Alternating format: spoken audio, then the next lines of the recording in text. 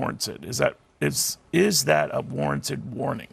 I don't think so, Neil. Look, there's always a risk that you could have some type of copycat action taken by someone who is mentally ill. But, you know, as far as I know, there is no scientific evidence that actually links violence in film to real-life violence. Well, they're basing this on the Aurora, Colorado incident, right, where this guy came into the theater. It was the Dark Knight. It was a dark movie, a Batman movie. This is a Batman kind of follow-up film many years later.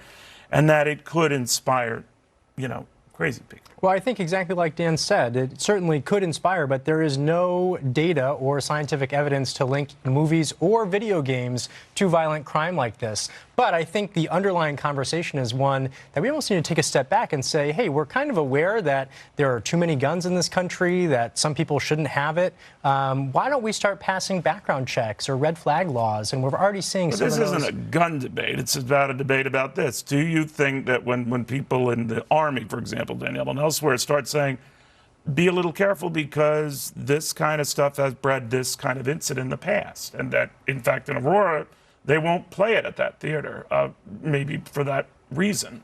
What do you think? Well, it's a little bit crazy because they actually, in Texas, the Texas police have uncovered on the dark web that there were some sort of threats against potential movie theaters. And I mean, for me, that brings it to be a little bit more real. And so for me, I would avoid but does the it showing become a just in self-fulfilling case. prophecy? Right? Yes. Well, it could. I mean, if we continue to talk about this and push it out there, right. Yeah. But look, Neil, people who do these types of things are mentally ill. And I think if they're really looking for... Well, the Joker character here is mentally ill, right? And he morphs from, an outlier, disenchanted, antisocial, ignored guy to a rampaging murderer, maniac. So others might emulate that. That's the fear. You could say that about a host of movies, right?